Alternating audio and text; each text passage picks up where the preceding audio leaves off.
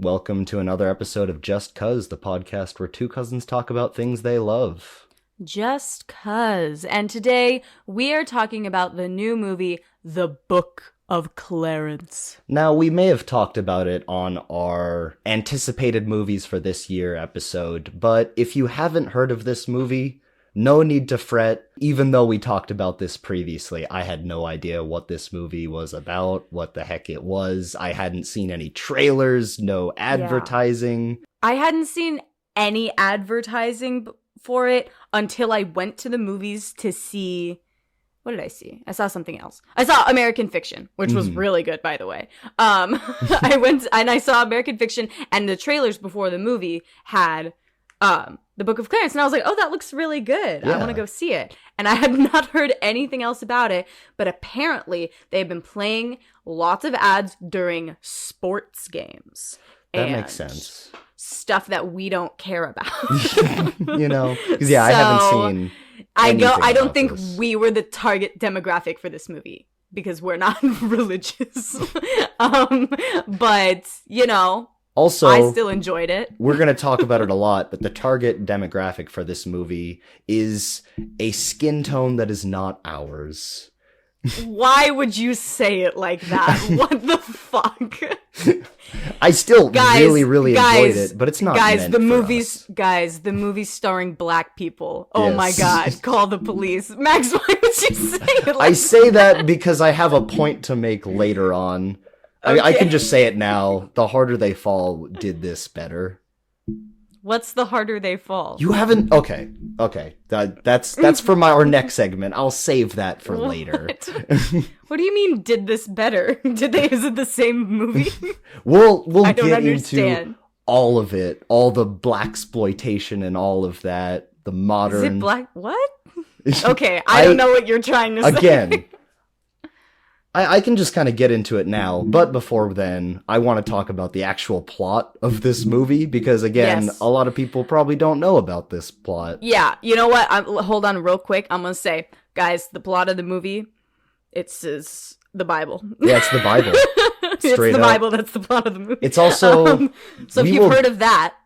Yeah, we'll get into all the Bible-ness and its, God and everything. But this was a much closer retelling to the Bible than I ever thought it would be. I thought this would be irreverent and Yeah. like Yeah, a I was going to late-night say, comedy. first off, I thought it was going to be mainly a comedy. It was very heartfelt and, another word that I can't think of, but not, it was very funny. But it was earnest. That's it. Yes. It was earnest. I thought I have the exact note that this movie is too earnest. Oh, interesting. Okay. And Did you not enjoy this movie? Not entirely, no. Oh. And Interesting. honestly, I have a lot to say about what this movie does right. I think what I didn't like about this movie is I couldn't decide what the heck it was going for. And again, going in, I figured that it was going to be in irreverent, not potty humor, but closer to that level, where this was much more highbrow than I was ever expecting. Okay, real quick, let's break it down. Yes. It's about the Bible, but it's not starring any of the people from the Bible. It's starring one of Jesus's apostles, Thomas, his twin brother named Clarence. Who I had to look And- up. This is not taken from any history Yeah, it's not. or Bible. No, the Bible's not real. Okay, I was gonna say it's not real, but the Bible's It's not real. not taken Sorry. from Bible The Bible's lore. not real. It's not. Yeah, it's not canon to the Bible. It's fan fiction. Yeah. Like everything else, guys. Dante's Inferno is Bible fan fiction. Fight me. Okay. Yeah. But anyway, so it's starring Clarence, and Clarence is like, he's down on his luck. His life ain't together. He's in love with this girl, but, and so he tries to impress her by borrowing money from her brother, and he gets into a lot of debt. So he tries to, what's it called? make the money back by to pay back this girl's brother. I can't remember any names, guys. Sorry. I remember Clarence and Jesus, and that's all. But well, you also remembered Thomas, so yeah. Is he a real brothers. apostle or I have no clue. Yeah. I don't. Why would you? I have no idea. And I know Jesus and Judas, and that's it. Well, you know more about the Bible lore than I do, so Really? Oh, Oh, okay, yeah. fun. I didn't think that was my area of expertise. Thanks.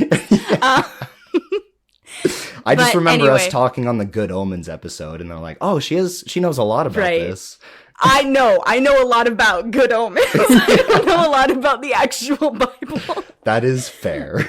But okay, so to make money, Clarence decides that because he doesn't believe in God, he decides he's gonna pretend to be the new Messiah. He's going to create the Book of Clarence, the Church of Clarence, whatever, and he's going to basically be a scam artist and has to scam people get- out of their money. Yeah, a and certain amount of do money. fake miracles, and pretend that he is the new Jesus. Honestly, I think the montages where he was going out and being a messiah, easily my favorite part of the movie, because while it felt like the cliched Kevin James has to make $30,000 to save the gym, it felt like that, but it was much more selfish, where he was just trying to save his own skin so he didn't die. But also, he wasn't going out and straight up conning people. I mean, eventually he was curing people's blindness, but that was much later, where at first he was just like, I know God isn't real, so I know what is real, and I can show you what is real. Well, he wasn't saying God isn't real, because he knew that wouldn't be popular. He was saying truth is better than belief, Yes. or what? Truth Or is more powerful knowledge than is belief. better Knowledge than is more belief. powerful, And he just than kept on belief. repeating Yeah. that. And I was like, you know what? And- No, I can get behind that. I would Yeah. follow that religion. But very quickly he would. I mean, Yeah. it was in that same Yeah. scene, It the was next scene in the montage. He was curing blind that he becomes a messiah. Yeah, blindness Which- and raising people from the dead. But I will say, I don't think this movie. I really enjoyed this movie. I think that it suffers from a marketing campaign that didn't understand what it was. I don't Yep. think that the movie didn't understand what it was. I think the marketing for this movie didn't understand what it was, because the trailer is just that montage. That whole montage is just the trailer for this movie. Yep. And just by watching that montage, you think that this is what you're going in for, an irreverent comedy about this guy scamming people into thinking he's Jesus. And in a time when Jesus actually exists. That's not what the movie's really about. No. But that is what you go into the movie thinking it's going to be about. I don't know if that was the goal of the marketing team, if they were like, we want to get people in this way, or they were like, or they just didn't understand the theme of this movie. But that's the immediate issue that I saw. And while I think watching it. I have a very similar issue where I went in expecting something because of, what I was told to expect, and then it was something very different.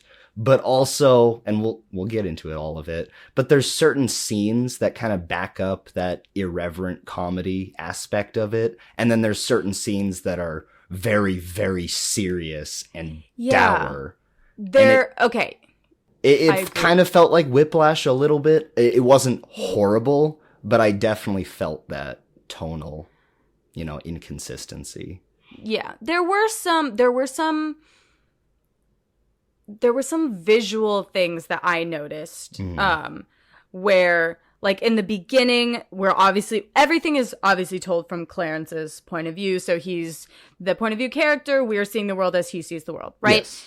There are a few times in the beginning where there's some magical realism going on. They're smoking in the smoke shop, so they're all floating up, they're high, so they're all high up in the Yeah, air. and They're floating everyone off the who's ground. smoking, including Everyone the who's background smoking is characters, are floating. floating. Yeah. Whether it's And CG then- or wire work, but I loved that. But It was great. It looked Yeah. great. And then Clarence gets an idea, and something in the shape of a light bulb Yep. forms on top of his head.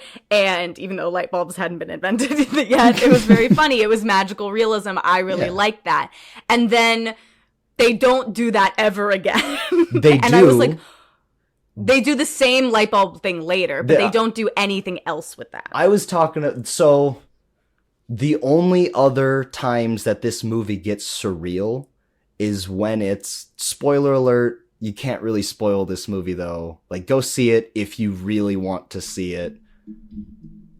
I think you should see yes, it. I honestly- really liked it, guys. We have differing Yes. opinions in this episode. I was about I to really say liked it. you don't have to see it, but honestly, that is not true. I think everyone should watch this movie.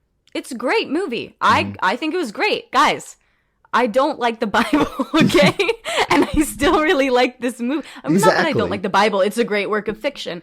But I don't believe in the Bible. But I still really like this movie.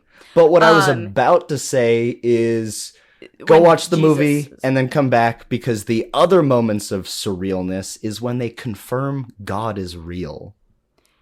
Right. Well, I mean, I think I think that is the theme of the story. Yeah. And Like, so basically, okay, it's lots of stuff happens in the movie, and Jesus is there, and he has actual magic, and he can actually do magic, and that's the only other time that there's unreal, quote unquote, unreal aspects in the Yeah. filmmaking is when Jesus does magic, and or when that- Clarence like walks on water. right? Well, because God. Because since Jesus has magic, God is real, right? Yeah. So that makes sense. Like, this So movie just there's- straight up confirms God is real. Sure. Just In insane. the context I was of not in the- expecting why? that. What do you mean insane? In the context of the movie, it's Yeah. a movie. Yeah, I know, but this movie, like you said, they're smoking and they're floating, and then he's got an idea and it's a thought bubble, but it Yeah. all felt real to me. And again, it can Yeah. all be explained with whenever we see some magical stuff where Jesus is Neo from the Matrix. Like, that could all just be exaggerations of what other people I'm sorry. I'm decide. sorry. I have to stop you right there. Jesus is not Neo from the Matrix. Neo from the Matrix is Jesus. Yes, and so is Sorry. every other pop culture character Yes. like Superman. They're all Jesus. Obviously, but I just had to put in there. But when Jesus put up his hand and the stones that were about to kill some people stopped midair, I was Kill like, Mary Magdalene. what and the guy. fuck? Like, I said Clarence's that best out friend. loud. Yeah. Well, okay, see that because that happens. I think the thing is Yes. that those two things, the floating people and the idea the light bulb is magical realism.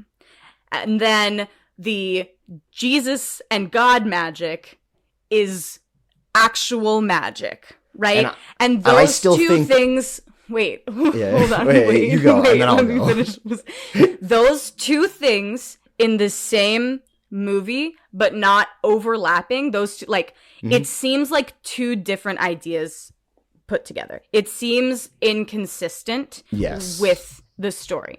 If they had just taken out, like, if you take out the magical realism of those first few scenes, because that stuff's in the beginning of the movie. If you take those out, it would still be the exact same movie, and it would make its themes. I mean, it doesn't really affect the thesis of the film, in my opinion. I don't think it affects it at all. It would just make it feel more coherent. Also, there's a dance sequence, and it's not like a musical dance sequence. It's just like they're at a club, they're dancing, and My only that was problem fun. with But that's that also a scene- different. Yeah, that was way too long. I would have really liked that dance sequence if it stopped like a minute in, but it went for like 3-4 minutes. But I think what I was also saying earlier is I think as we were complaining about it, it kind of clicked in my head where all of the magical realism and all of, God existing, that can still be explained in a real world where, like I was saying before, it could be people in the crowd exaggerating as they're telling this story of what happened. And even when the people are smoking and, you know, they're getting high and they're floating up in the air, that can just be their own interpretations of, whoa, it feels like I'm floating. Well, yeah, that's what magical realism is. That's what I'm trying to say, basically. Yeah. When they're floating, it's because they're high. Yes. And that is a visual play on the meaning of what's actually happening. Mm-hmm. Clarence gets an idea, so a light bulb appears above his head. Yes. That's a visual representation of what is actually going on. That's not actually what's going on. And then later in the film, you have actual magic, which is what is actually happening to move the plot forward, which are two different things. And I think that it does seem tonally inconsistent. Not tonally inconsistent. It seems just inconsistent. And the fact that they dropped the magical realism halfway through because they didn't carry it over. They did the light bulb thing one more time later, but it was not overlapping with any of the real magic. No. And I noticed that right away because I was like, oh, they dropped the magical realism very quickly. Because I thought at first, oh, there's going to be magical realism. This is going to be a film that is taking a stance where it's like, oh, God is not real, but this universe is, this is the way that I'm seeing things and I'm telling this story, right? From the point of view of Clarence. But then later it's like, oh no, Clarence did all the things that Jesus did, or not all the things. Clarence did some of the things that Jesus did, and then they got misconstrued to Jesus, and it was a whole thing. Yeah, that's basically what happens at the end. Because pretty much, like spoiler alert: Jesus is not crucified. Jesus does not walk on water. Jesus does not raise himself from the dead. Clarence does all those things, and Jesus raises him from the dead. Yep. Which is, and he gets crucified to protect Jesus because throughout the film well, not really throughout the film, because of one instance, he believes in God. Yeah. But he doesn't. Adamant. No, sorry, he does not believe in God. He knows that God is real because God let him walk on, or made him walk on water. The entire movie, Clarence is adamant that, like, I know God isn't real because if he, you know, it's the classic argument, why is there so much evil in the world if God was real? But then, he walks on water, and from there on out, he's just like, I know God is real because I walked on water. Did you guys see me? I just stepped out. And that was also a very harrowing scene, just really hard to watch. Oh, because before then, he's really good. Yeah, I mean, honestly, the entire second half to just the last act, very hard to watch. And that's why... Oh, absolutely. I don't know, maybe if they foreshadowed the dark, depressing stuff in the earlier part of the movie, I would have appreciated more, because it was really well done. It's just... The thing is, okay, so they split the movie up into 3... books, quote unquote books. They're the 3 books of Clarence, right? The first one, I don't remember what it's I don't called. even remember what any of them are. I know the last one is called The Crucifixion. That's why that's what I know. Oh my god. Also, Eggs Benedict Cumbersnatch is in this movie, and I had no idea. Okay, I wish I didn't know that. Because, first off... I didn't know going in at all. Yeah, I didn't know, and then the titles where they say all the actors, and at the end it said James McAvoy and Benedict Cumberbatch, and I was like, wait a minute, I think I saw James McAvoy in the trailer, but James McAvoy was in the trailer. And then I saw the guy covered in soot in the beginning, and I was like, yeah, that's him. I had no clue. I can't read, baby. I didn't read those credits. But no, it was so it's revealed at the end of the movie that this homeless guy who's been covered in ash and been picked on this whole time by Clarence is Jesus gives him some money, he gets himself cleaned up, and he looks like the stereotypical depictions of Jesus. He is white, he has long curly brown hair. Yeah, I don't think they dress him in Jesus' clothes. But yeah, he is just white. No, he's Jesus. not named. he is fake Jesus. He's not Yes. actually Jesus. Whereas if And- Jesus was real, he would look like the black Jesus that we do see for the majority of the movie. Yes. Well, then what is it's kind of, I don't know if it's hinted at or if it's like actual text in the film, but at the end when Judas gives up Jesus, it seems like he gives up this guy who's pretending white to be, who one. they dressed him up as Jesus. Yes. Yeah. And it's not actually the real Jesus who's black, and the Romans believe that. Obviously, because the Romans are obviously super racist. Yes. Also, as soon as James McAvoy came on screen and started being racist, I saw this movie with my dad. I literally looked over to my dad and I said, "He's not hot anymore." I was like, I love James McAvoy when we went into the movie. And, no, actually, I didn't say that because I forgot he was in it. When we saw the trailer, I said, I love James McAvoy. And then he started being racist and I looked at him, he's not hot anymore. I know what to tell you. Absolutely nothing. I feel nothing anymore. He's gone down so many points by being just a really bad racist Roman. Yeah. Though I did... But he's still a good actor. Yeah. See, he's not... That's how we know he's a good actor, because obviously he's not like that in real life. Well, even all the As far as character anyone work knows. that they did with that Roman... But yeah, everything about how, you know, they originally took Clarence in and they were just like, no, I get it. You were just doing this for a girl. Don't we all do that? Okay, give us the real Jesus or we will kill you. Like, I loved that switch where James McAvoy was... He was still fun, and he was like, you know, he was having fun with Clarence, but he was ready to kill him at any moment. Well, when they did the walk on water bit, like, basically James McAvoy's like, walk on this water. Okay, so Clarence can't swim, and he's established that earlier.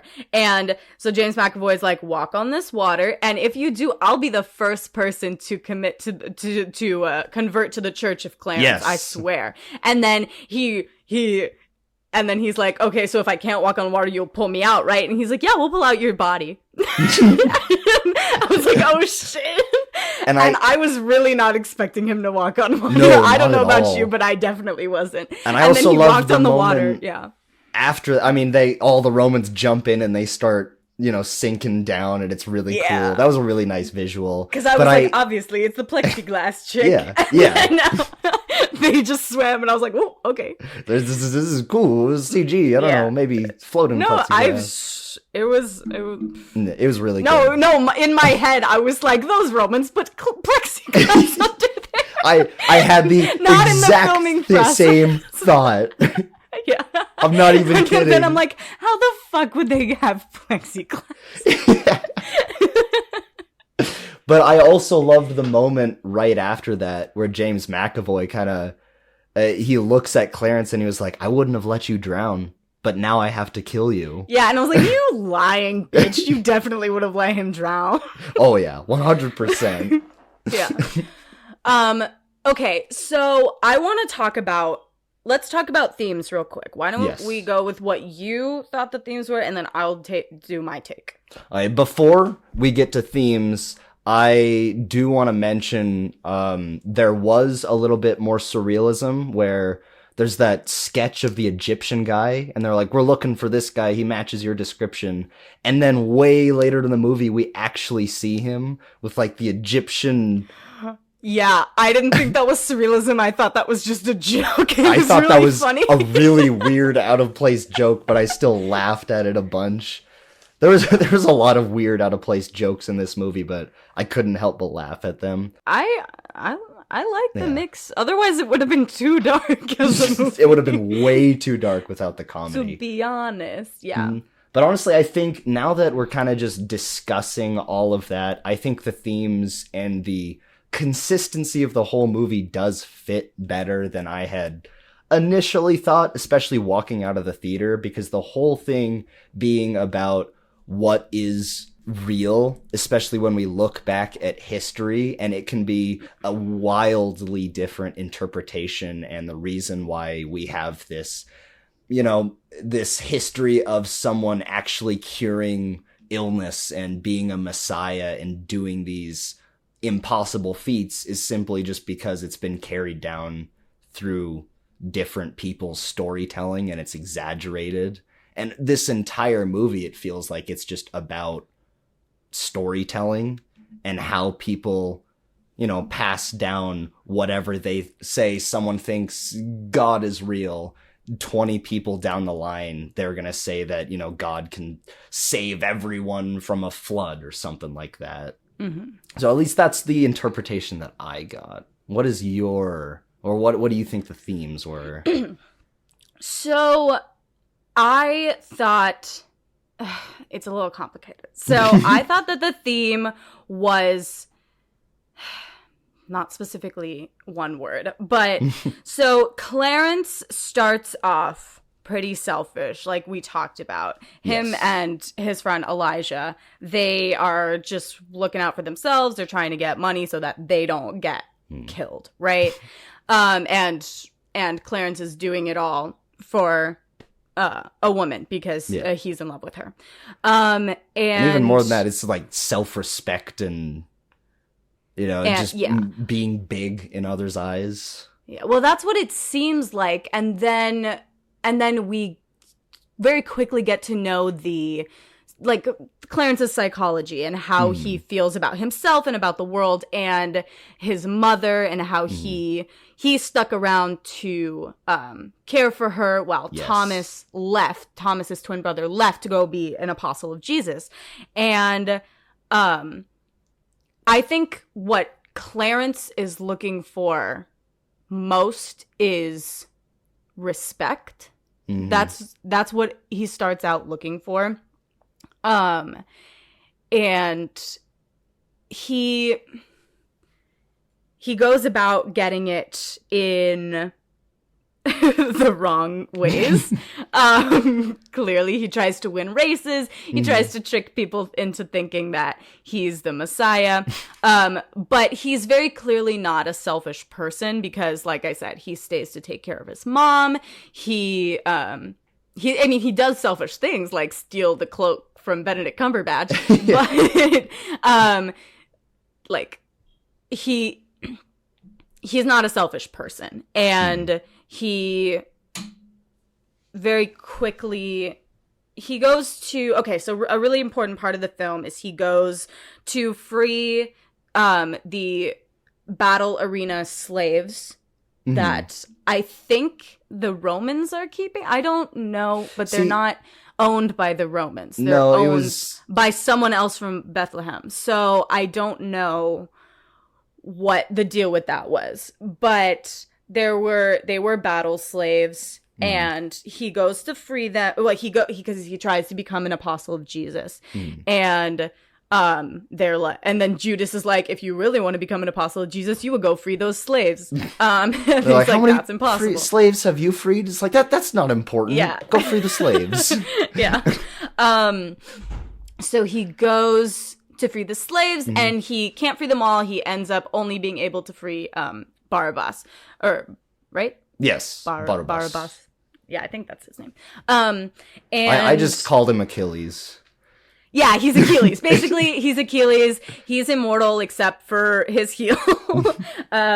He is, and that is revealed later, and which is absolutely, I laughed out loud. I absolutely love that. Because it implies that the Christian God is not the only God in this world. And I was like, I like that. I definitely didn't have that interpretation. I had the interpretation that this Christian God is like so powerful and important in this world that he's bleeding into other mythologies. Oh, maybe, because Barabbas does believe in the Christian God. Yeah. Or at that point, it's the Jewish God. So, he's our God. Because Christ is not a thing yet, really. But I don't know. I had because Achilles in my head is just that myth is so tied to the river Styx, and that can only exist in the underworld where Hades is, and I'm like, okay, that's Greek. But that's just because we've read Percy Jackson too many times, right? But he's clearly not Achilles. He's his own person. He's Barabbas. He just has the curse It's of Achilles. also, yeah, we're getting ahead of ourselves, but like he quote unquote dies because the second to last hit he gets is in the heel. Like, No, it's he not doesn't. really. Yeah, he No, comes he doesn't. back. Because he's like, wrong heel, bitch. they get him the wrong one. And I was like, that's a slay. That's a slay, Yeah, Barbas. that's good. I love that. He's pretty much is immortal. But yeah, I love yeah. that character. He's great. But Clarence is only able to free Barbas. Yes. That's where I started. Yeah, we're right? still talking about the themes. Yeah. So he frees him, and even though Barbas completely believes in God and Clarence and Elijah don't, he feels indebted to Clarence because he freed him, and so he goes in on this scheme with him, right, Yeah. to become the Messiah, the fake Messiah. And as it goes on, I think the thing that like really tests Clarence is when he gets arrested by the Romans, and he starts doing things. Well, no, that's not the first thing. Yeah, I was gonna say it's when I missed it. I missed it. Hold on. He gets all the money from being the Messiah, and then instead of using it to pay off his debt, he goes to free the rest of the slaves that he couldn't free before. And he pays out all of them, and they're all free. And that was the moment I was like, okay, this is not about what I thought it was about. And while I thought in the POV of Clarence, and the whole time he's just trying to, get the money back, and he's even having fun, and he's wearing like a bunch of jewelry and bling. But as soon as he decides to give the money to the slavers and to free all the slaves, again, that was a really good moment in the film, but I thought it was a little forced. Like, I don't understand why Clarence did that. And maybe that's because I don't understand his character. Yeah. But Can I say yes, why I thought please that happened? do. So Clarence goes and frees the slaves, and it was very clear to me that just by the way that he was treating his mother and the way that he was treating what's her name? Varinia. And the way that he would call out his brother, like, he definitely understood what was right and wrong. Yeah. Because his brother abandoned them, and like, he had a stronger sense of right and wrong than I would say his brother did. Yeah. I mean, Thomas seemed very judgmental. Oh my god. But what the movie started to be about for me was that you don't need to be a person like Jesus. You don't need to be born from divinity to be a person who stands up for others, to be someone who is selfless and just a legendary hero, Not a hero, because I don't think he's a hero. I think I don't know if you necessarily maybe. have to be like a hero to do heroic actions, and he definitely did heroic actions. Yeah, definitely. I mean, maybe he is a hero. I don't know what defines the term, but I think it's to say that you don't have to be a god to do the things that are attributed to Jesus. You don't have to, because the things that are attributed to Jesus, turning water to wine, walking on water, stopping rocks in midair, raising the dead, that's all fine and good. But that's divinity. And it's a cool party trick, but that's divinity. That's not something we mortals are concerned with. That is what we are concerned with, is being kind to one another, is caring about other people, and that's what people care about, like actual people who are Christians, actual people who follow the word of Jesus, whatever. Those are the things that they those are the be things kind that they praise to thy in neighbor Jesus. and all that, Yeah, yeah. And what he says when he's on the cross. Forgive them, Lord, for they know not what they do. I can't believe I know that exact quote. It's a good quote, though. Yeah, well, I mean, it's the oldest story for a reason. Yeah. But it's, you don't have to have that divinity to be that kind of a person. Anyone can do that. Anyone who even someone who starts the movie as someone so selfish they'll take the coat off of a ash-covered homeless man, just to save face, you know, and that's what it became for me. Clarence has all of the things does all of the things that are attributed to Jesus, other than the magic, because those things aren't born from divinity. Those things are born from humanity. And that's what I thought the theme of the movie was. And that's why I liked it so much. Honestly, as you even said that, I had the thought of, you know, everyone says that God can be all good or he can be all knowing and all powerful, but he can't be both of them. And it's like Clarence, he was the all good, and then Jesus, he was the all powerful, and separating the two makes it a clear distinction of what humanity is capable of, you know, if we are given power. That's interesting. Yeah.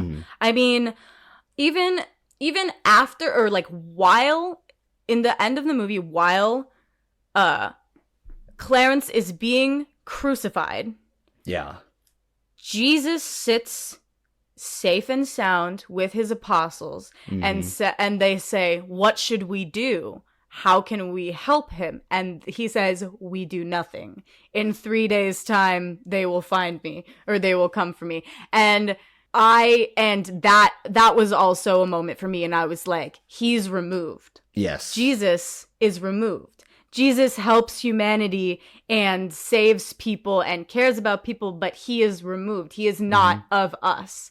Clarence is of us. You know? Maybe he was human at one point, but being so close to God has just separated him from humanity. No, I don't think so. No. It's not that he's not human, because he is.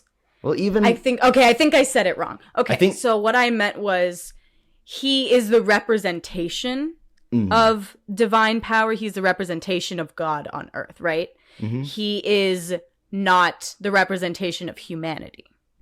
Clarence is. Yes. And Jesus is the representation of divinity, because even as a child, they do a flashback. Clarence goes to see the Virgin Mary, and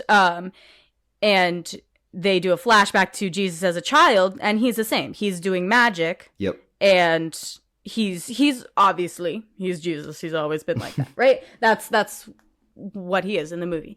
And at that point, Clarence doesn't believe it. And is just like, okay, you smoked too much weed, lady. But that's what I think the film is trying to say. Right. That humanity is more than we give it credit for, I guess. And less than we give it credit for. It just depends on what we're reacting to or doing at the moment. Sure, yeah. Honestly, the Romans, the Romans are absolute fucking trash. I mean, awful. And even some of the apostles that's even an are understatement. Absolute fucking trash. Well, yeah, Judas. Yeah, Judas. I was gonna say the one scene where Clarence, he goes back and he's like, "I freed one slave. I know it's not what I said, but I actually got one." And he's like, "Well, you gotta free more." And then it just cuts to a scene of Clarence like choking him out or killing him or just beating him. And then it was like a Family Guy cutaway. No, it was like his he was imagining doing it. What was happening in his head. I loved that. And that fit more with the Clarence point of view magical realism aspect, even though it wasn't really magical. That fit more with that aspect than later. I would be willing to, I would want to watch it again and see if those aspects are split up between the quote unquote books, the different parts of the movie. Because if those are self-contained to the specific parts, that would make more narrative sense. Yes. Honestly, that more explains thematic sense. a lot of the complaints that we've had. I'd have no complaints. You've talked about I'm just inconsistency. kidding. Inconsistencies aren't complaints. I'm just pointing them out. I enjoyed this film. You know what? I'll take the blame for it. Anyone who loves this movie and hates the fact that we're, talking anything negative, you can take it out on me. That's all right. Maybe I've also only seen this movie once. Maybe I watch it again and I'm like, damn it, I loved this. What was I thinking? Well, I think nothing's all good and nothing's all bad. Nothing's above criticism. We talk about whatever we want. Okay, you wanted to say something about blaxploitation. Yes, and I'm interested. I did. So I want to get into, the budget and, how bad this movie is doing. But to kind of talk about that, I do want to talk about this new wave of blaxploitation movies. And they have always existed. And this is movies starring prominently a black cast. And it's sold to black audiences. That's what I mean when I say blaxploitation. And we've gotten movies. Okay. Why though? What do you mean, why? So blaxploitation is like a combination of black and exploitation, right? Mm-hmm. So what part of these movies do you find exploitative? Obviously, blaxploitation is a subgenre. It's it has its own thing. But what part of these do you find exploitative? I use the buzzword blaxploitation because it's recognizable and it gets people's attention. I don't necessarily think it's exploitative. I thought that it could have... I don't even know what I'm saying. It is a good movie. I don't either. It's not exploitative. I really don't... Okay, because I don't really understand what your point is, because blaxploitation films, from what I'm aware, I obviously don't know everything, but as I'm aware of them, the term made a lot more sense in like the 70s, where it actually was exploitative. Mm-hmm. Well, yeah, I think I'm pretty sure there are films that perpetuate stereotypes of black culture, like over what's it called, over reliance on crime and like stereotypes that aren't true. So like the new movie American Fiction that I really love. So that that movie is about a man who writes a book that is a blaxploitation book because that is what white people want to see, and that's what they find, that's what becomes popular, and it's a statement about blaxploitation from the viewpoint of white people. And that's what blaxploitation is, as far as I know. I don't understand your point about it when it comes to this movie, because this movie wasn't about any kind of stereotypes surrounding black people. It was about the Bible and humanity and the Romans invading Bethlehem. I mean, if you look at it in microcosms, it definitely can talk about race and everything involved in that. But when it definitely talks about race. When I say modern blaxploitation, I'm talking about just like Quentin Tarantino, Jackie Brown, or Django, or if you've seen Black Dynamite, love that movie. I have. Love Black Dynamite. But I still don't understand. I'm sorry, I might be stupid. I don't understand your point. I think I'm just trying to explain why I used that word. Because again, it's not blaxploitation. It just feels like it. Which is why when I was going in, I was expecting this irreverent comedy. And that's not at all what I got. Okay, so are you saying I'm super tired. Are you saying that you were expecting a movie about blaxploitation in the form of an irreverent comedy, and you came into it and it wasn't that, and you were thrown off by that? Sure. We're both tired. Sure, that's what I'm Okay. saying. Yeah. Wait, no. Explain it, because I really want to know. No, I mean, honestly, you saying that put it in better terms than I ever could. Because again, I'm kind of just talking in circles where I expected it to be blaxploitation. I expected something that was probably worse than the product that I got. So when I got this really, honestly, depressing experience about what is God and what is humanity and what does that mean for humanity to exist in a world with God, it left me, I don't even know what the right word is, floored? I don't know. Mm-hmm. Yeah. No, that's understandable. Mm-hmm. Mm-hmm. But again, I really did appreciate this movie. I thought the one thing that I didn't love too much, like, again, I thought this movie was funny. I didn't laugh too much other than a couple solid jokes. I gotta go back to the dance scene, because that was far too long. And again, these are just the bad things that I have to say, because right after that dance sequence, it all gets phenomenal again. Oh, all yeah. of the So one of the consequences best come scenes to of the bite movie. him. Really? What? You don't think the Romans trying to kill Barabbas, throwing all them spears? Oh, yeah. I thought that was. I thought you were freaking talking about awesome. the dance scene still. No, And was like, after.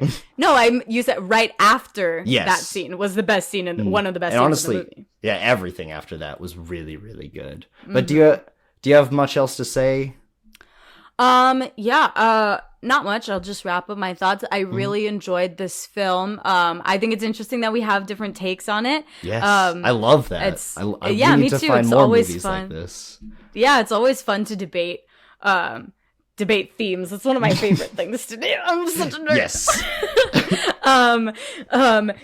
I don't buy bullshit like what D&D, who like the writers of Game of Thrones, they made a tweet one time years and years and years ago that said themes are for 8th grade book reports. I was like, okay, well, your show ended up sucking, so fuck off, idiots. So maybe you should use themes. They tried at the end too of Game of Thrones. They were like, Drogon, burn the chair, symbolism. And So dumb. the Hound So takes his dumb. brother out and he dives into fire. It's like, he didn't know the fire was there. There's just a freaking meme, Clegane Bulls. Ugh, stupid. Okay, why are we talking about Game of Thrones? Yeah, I anyway.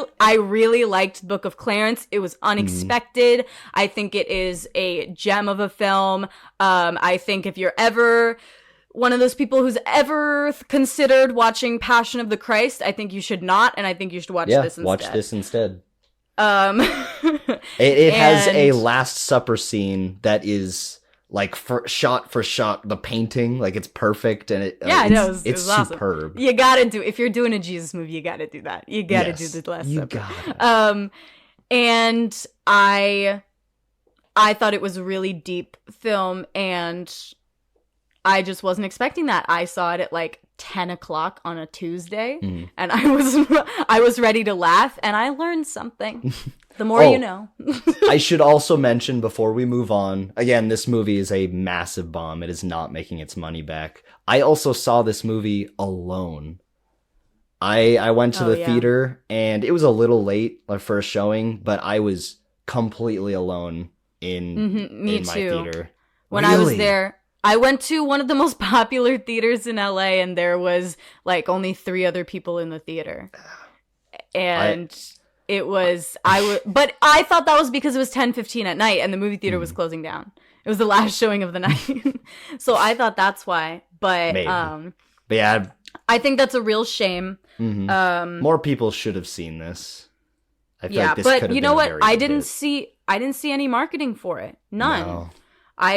There's a lot of people who don't even know it's out. Very glad it wasn't a scary movie, though, because sitting alone in a theater was very creepy. Oh my god. That would have been hilarious. Sorry, I don't get scared at scary movies. I just laugh at them. So I would have just been laughing so loud in the theater by myself. I don't often get scared, but it was just a creepy scenario. Like, I knew that there was someone in the projector room, but, it was just alone. And I Yeah. snuck in some snacks. I Dang. thought I might have been caught for that. Scary. No, you won't get caught. No one cares. No one Yeah, cares. they're not I paid snuck enough to care. I snuck in a whole pie to a theater once. It was when I went to see Rogue One, and it was awesome. No That one sounds cares. amazing. Yeah. Yeah. It was me and my mom watching Rogue One, eating a whole pie. But I can't think of too much else to say about this movie, other than definitely go watch it. So hopefully it makes some money. Maybe our podcast is what's gonna make it break even. Oh yeah, our But with- 11 listeners will definitely Yes. make it break even. Go to the theaters in droves, my children. But with that, let's move on to the consumption corner, where we're just starved for content. And let me tell you, Sasha, you mentioned Game of Thrones earlier, and that is so fortuitous, because my girlfriend and I have seen the show many, many times, but she has not. She's never seen it, and we're on season 2 right now. Oh my gosh! Wow, Yeah. wow. So what'd she think of Ned Stark? She loved him, which is why it was so No, much no, fun. no. Yeah, the death. Sorry, Yeah. anyone who hasn't seen Game of Thrones. We cannot like- spoil Game of Thrones. Everyone's seen It was it. like a 12-year-old spoiler or something. I don't know. Guys, I've Ned also- Stark dies. like first season too, yeah. But I was also reading the Game of Thrones book way back when I was watching the show, and this was like a couple years after it wrapped up because I just binged it all at once. But I picked up the 3rd book again, and I'm reading that too. Oh, Love wow. Game of Thrones. I am fully into Game of Thrones right now. Wow. All in. Love Mhm. that. You're going to be very disappointed in Yep. I'm gonna get to season 6 5. short and- seasons. Yeah. I'm like, oh god, I love season 5 and 6. And that's the end of the show. Just Yeah. end it when Dany and the Dothraki are on the boat to Yes. Westeros, and then just end it there, and then don't watch anymore. Yeah, and then I'll just turn off the TV and I'll look to my girlfriend and be like, man, it sucks they never finished this show. They got canceled, even though it was the world's Yeah. biggest phenomenon. You know, they just kind of forgot about it.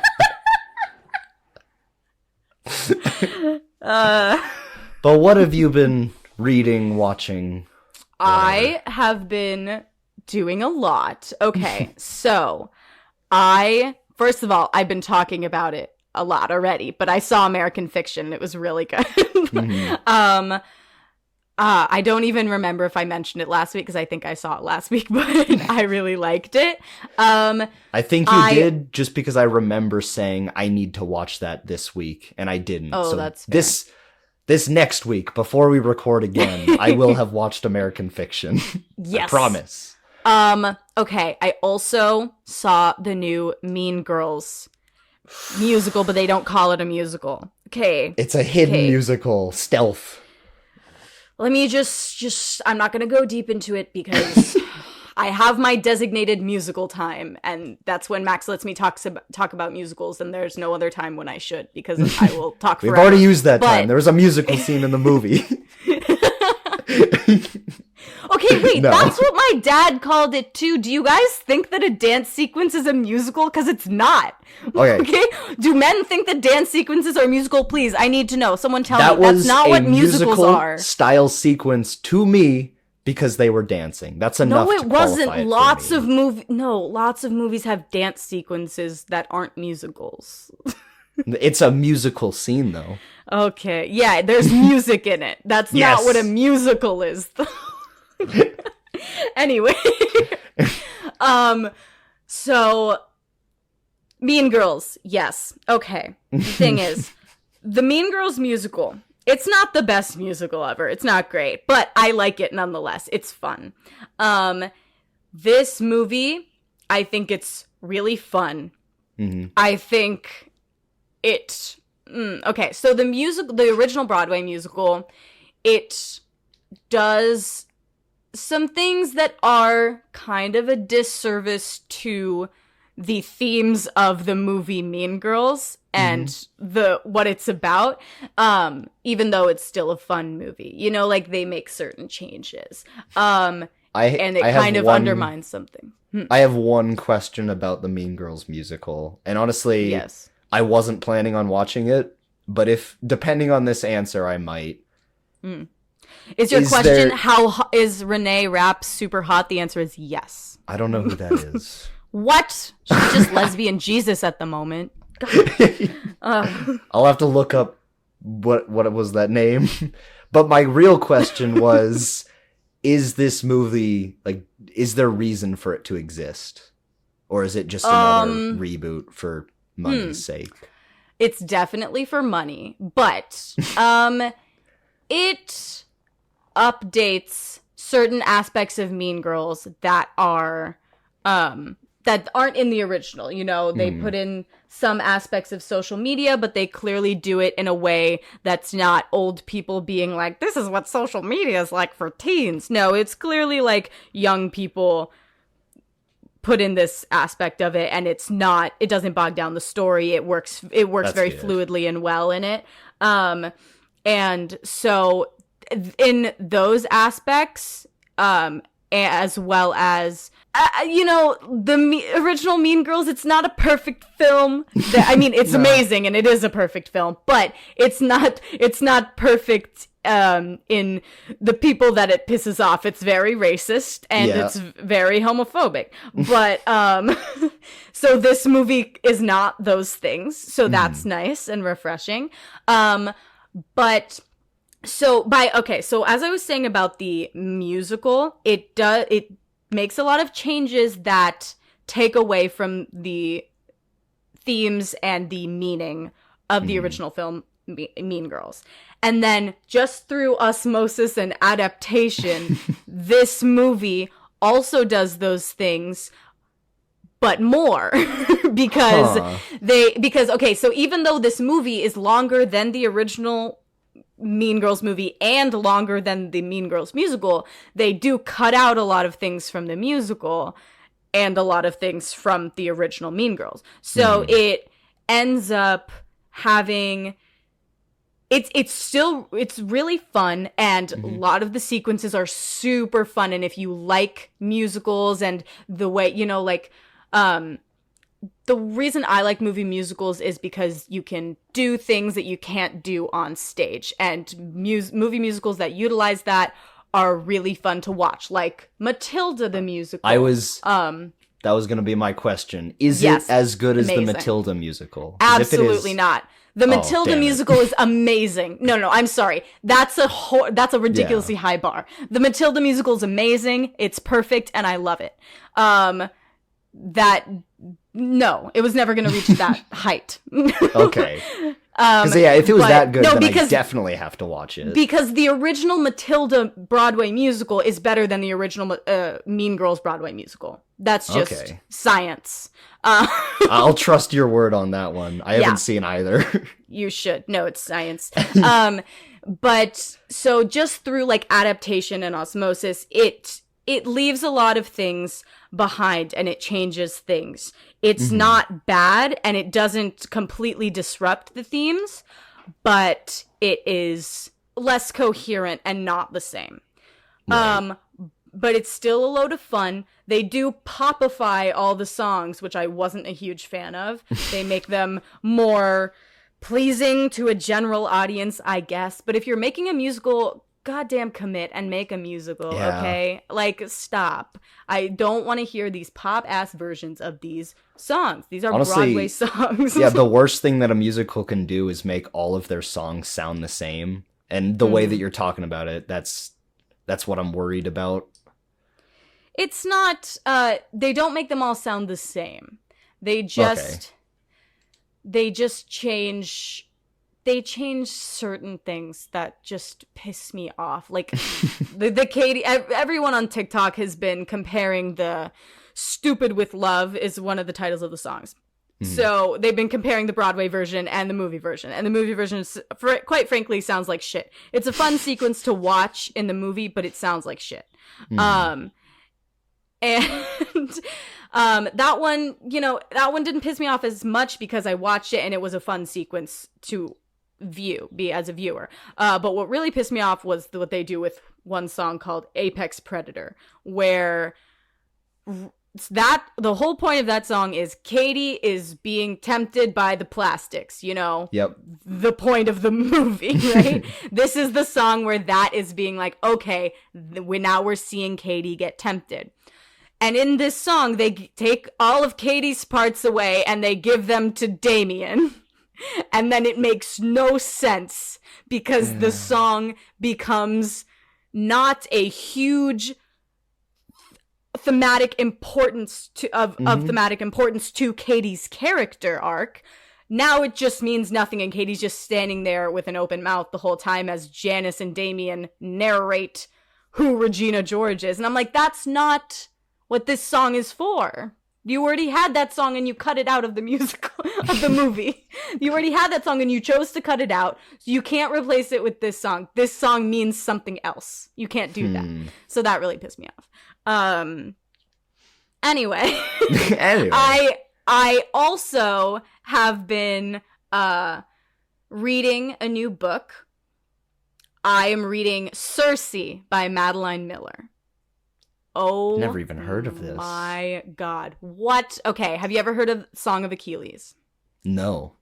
What? Okay. Never heard Max, of any of this. You're a disappointment to Greek mythology nerds everywhere. Okay, Madeline Miller wrote her first book, Song of Achilles, and it became a massive international hit. It is a retelling of the story of Achilles and Patroclus, or Patroclus. I don't know how to say it. I like Patrick because it's Patrick Star. Okay. It goes into the Trojan War, and then Odysseus is there in the background. It's a really good retelling of the myth from the point of view of, it's actually from the point of view of Patroclus, whatever.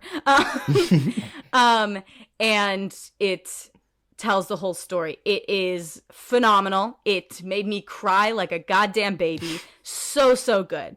And then she came out with her second book, which is a retelling of the myth of Circe, the first witch, and in Greek mythology. And it's so good so far. I'm halfway through. I'm absolutely in love with it. Madeline Miller's retelling of Greek mythology are my absolute favorite ways to experience Greek mythology other than Rick Riordan. But they're different. They're more adult. They're more, they're from the point of view of these mythological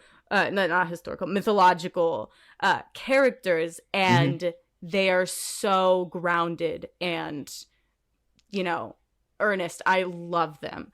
I definitely have to read this. I don't know how I've never heard about it. Oh, it's so good. Yeah. And I'm learning so much about Circe that I had no idea about yet. Before. And it's really interesting when you have diverse people retell a classic myth. And that ties into back to the theme of this episode. Hey, okay. So, yes. It brings to light lots of new things that you have never thought of before, or things that you didn't know, or different translations, just like with, I forgot her name, but she's the only woman to have translated the Odyssey. And her new version of the Odyssey is really big right now. I totally forgot her name, and I'm sorry. I'm drawing a blank. Sorry to whoever you are. Maybe you're listening. But it's a really big deal, and it shines a new light on the Odyssey, as these books do for Achilles and Circe, or Patroclus and Achilles and Circe. So I'm really loving it. The word on the street is her next book is about Hades and Persephone, so I'm really excited about that too. Yes.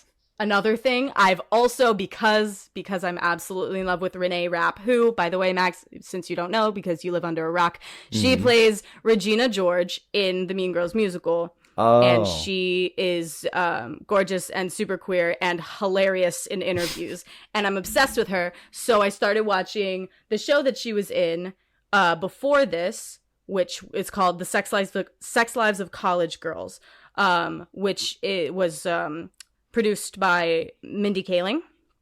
I have seen a little bit of this show because my sister Yeah. loves it. I love it. It's so good. Oh my gosh, I'm almost done with it. I have like 2 episodes left, and I already know that I'm upset. That I'll be upset because they canceled it. It's great. I love it. It's if you're looking for irreverent comedy, there you go. Yeah. It's hilarious and super fun. And just raunchy as heck, but it's great. Yeah, love it. Anyway, Yeah. it's not raunchier than Game of Thrones. Okay, calm down. You got me there. All right. Yeah. But yeah, I got a couple more, but I can save them for later because they're No, just go Batman ahead. comics. Oh yeah. Well, I mean, I was there. I got a couple Batman comics. I've been reading a lot of origin comics for Batman because there's like 20 different comics that tell a different story about how, he found his bat cave and such. But there's one where he gets stuck in like a dream state and he has to battle Batman. Like Bruce Wayne has to battle Batman. That's called Batman Ego. Highly recommend that. There's another one called Batman Shaman that it gets, in my opinion, it gets a little racist at times, but it's still very, very good. And that's a story where Bruce Wayne, on his travels before he becomes Batman, he gets lost in the Arctic or something and he almost freezes to death, but a shaman saves him and the shaman tells him this story about this magical bat, and that becomes an inspiration for, him being Batman. But yeah, definitely read Batman Ego or Batman Shaman. Very fun times. But with that, this has been a podcast where 2 fake Jesuses talk about whether humanity is redeemable. Okay.